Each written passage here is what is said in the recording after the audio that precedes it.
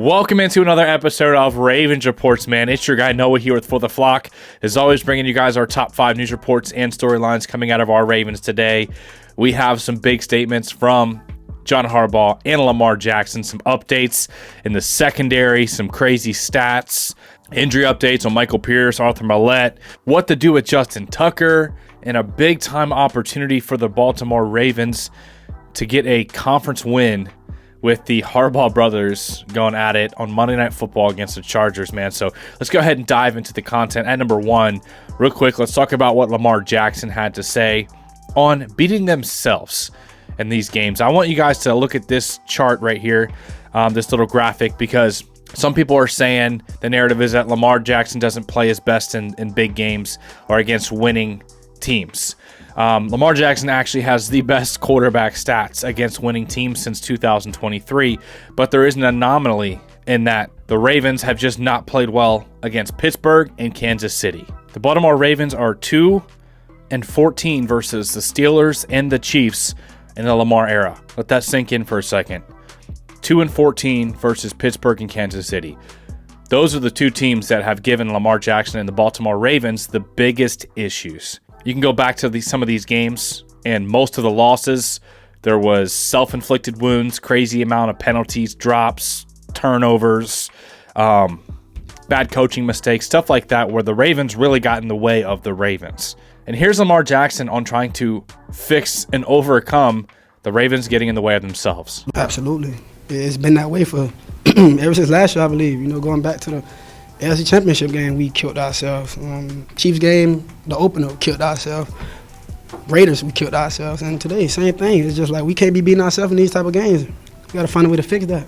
One thing that's interesting is if you look at the turnovers that Lamar Jackson has had this season, he's had 3 interceptions, and every single one of those interceptions hit his receiver in the hands. The ball was not put in a compromisable situation. Lamar Jackson, if you take away those 3, would be at 25 touchdowns and 0 interceptions. Lamar Jackson is still on pace for an MVP season. The Baltimore Ravens are still in a great spot to win the division. If not, they're still in a great spot to at least get in the dance. You never know what happens. The Baltimore Ravens are absolutely capable of beating the Chiefs, of beating the Steelers, the Bills. They already beat the Bills. Several of the teams that are in the AFC playoff picture right now, the Ravens have already beat or are very capable of beating. And at number 2, one thing that's really going to help out with that is the changes that John Harbaugh has made in the secondary. I think it's great that John Harbaugh was able to pull this trigger and to bench a player that has a salary cap of $18 million and was a big free agent acquisition 2 years ago. John Harbaugh talked about starting Ardarius Washington and Kyle Hamilton at the 2 safety spots, and here's what he had to say. Yeah, that was the plan going in. Those 2 guys, we were trying to attack some issues that we had in the back end, as everybody knows, and I thought they played well back there. Those guys did a good job. Ardarius had earned that opportunity, he earned that chance by the way he practiced, and then also by the way he played when he was in there during the course of the season. We put Kyle back there as well. I thought he played very well back there. He did a great job communicating. They both did, and they played well. So that would definitely be a formula going forward. And then, still the guys that are here with us are still going to be working to do whatever they can to help us win. So Kyle Hamilton aligned as a deep safety on 42 snaps against Pittsburgh. The previous high on the season was 14 snaps at deep safety in week 1 against Kansas City. And if you look at these stats, with Kyle Hamilton aligning 42 snaps to deep safety, you also looked at the Ravens did not allow a touchdown in that game where he was doing such. So it is a bold move to bench Eddie Jackson and Marcus Williams, the 2 notable names that have been very high-level caliber players at free safety in their careers. To go and make this move with Ardarius Washington and Kyle Hamilton was necessary, but it was also gutsy, and it really panned out for the Baltimore Ravens, not allowing much of any offensive production against the Pittsburgh Steelers. Russell Wilson was held to about 5 yards per attempt, a pick, and the Ravens' run defense was still really good, allowing only 3.8 yards per carry to a good Steelers rushing offense. But at number 3, I want to talk about some more details with this secondary and the defense, how well they're performing now that some of these changes have been made and the caliber of some of these players. Marlon Humphrey is having an all-pro season. Here's an updated coverage stat on him. He actually has PFF's #1 coverage grade among all cornerbacks this season. He has 5 interceptions now, 11 pass deflections, a forced fumble, and a passer rating allowed of only 55.6. Marlon Humphrey is graded as the best corner in the National Football League right now. And then check out Brennan Stevens continues to decline, and that's why you saw his snaps decline as well. Tre'Davious White got in on the action. Nate Wiggins got some more snaps in the game. But Brandon Stevens is actually #2 for the most yards allowed in the NFL. Kyle Hamilton and Ardarius Washington. Check this out.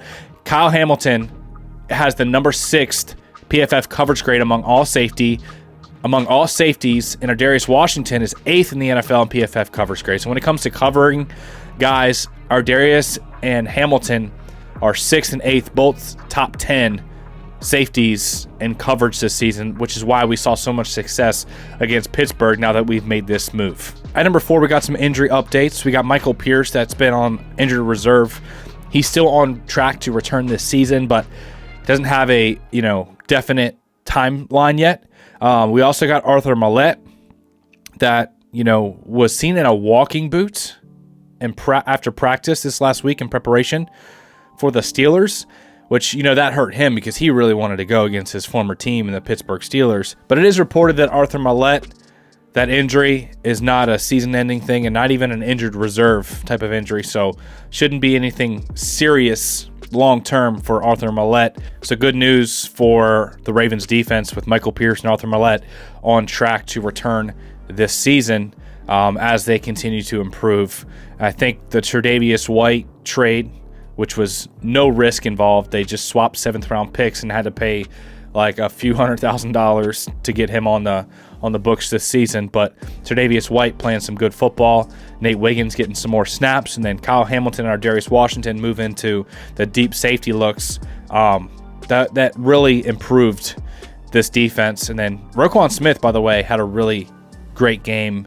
Was a heat-seeking missile blowing stuff up before he went out with a hamstring injury. John Harbaugh said he didn't have an update on Roquan Smith, but that he would be trying to, prepare to get ready to go against the Chargers. Obviously, if he doesn't go, it's going to be a big loss because Malik Harrison would probably be the replacement, and he has struggled in coverage at times. I know Roquan Smith has at times as well, but Malik Harrison, definitely a big downgrade from Roquan Smith in the middle of the defense.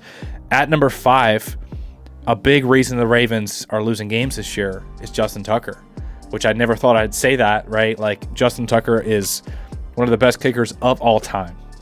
He holds the NFL's record for the longest field goal in NFL history. I don't know what he's at with accuracy percentage now that he's been missing a lot, but he was the #1 accuracy kicker in the NFL. And it's been a decline over the last 2 seasons, if you really look.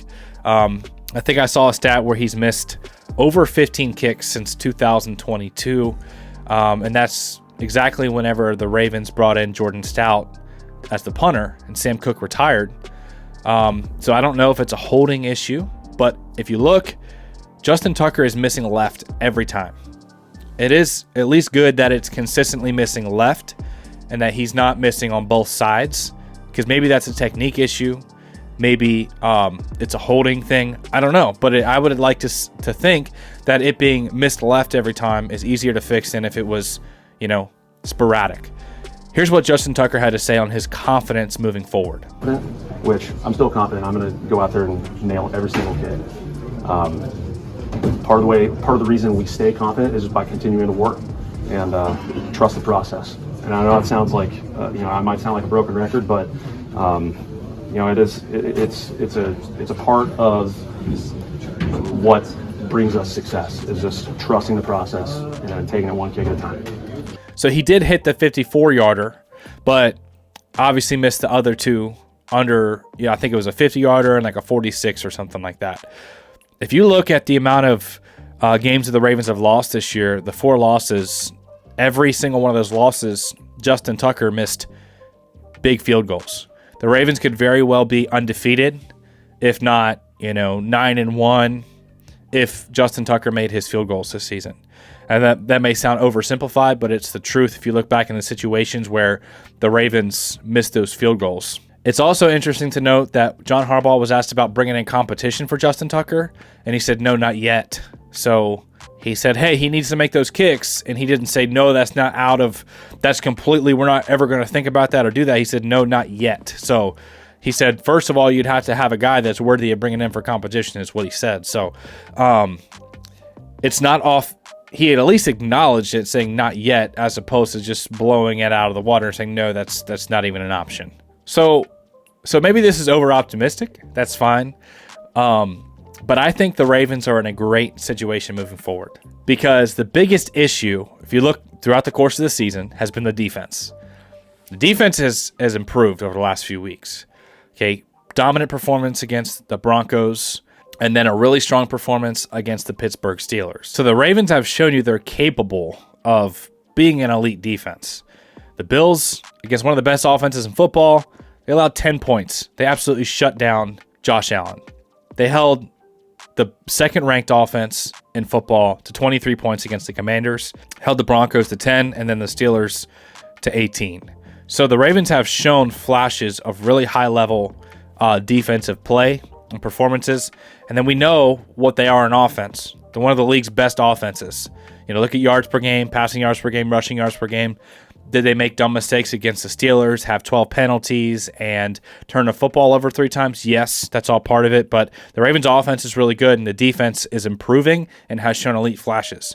So this weird game against the Steelers where the offense didn't do much and the defense decided to show up, if you can get both sides of the football to show up at the same time, the Ravens are a very, very dangerous team and are capable of beating absolutely anyone in the NFL.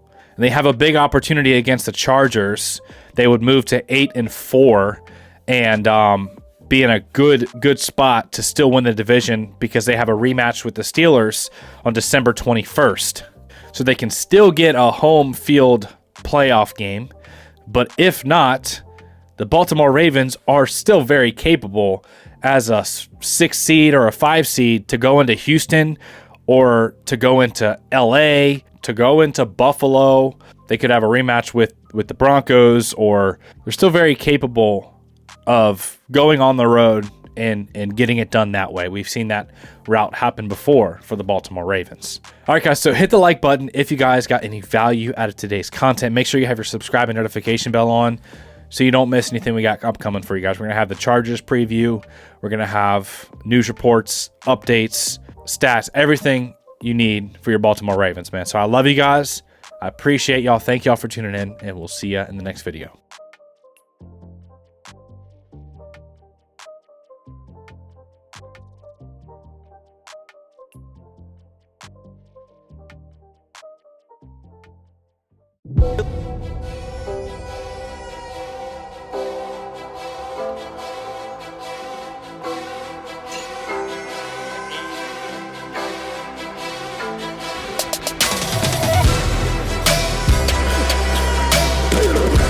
When he wasn't looking, he ran me over.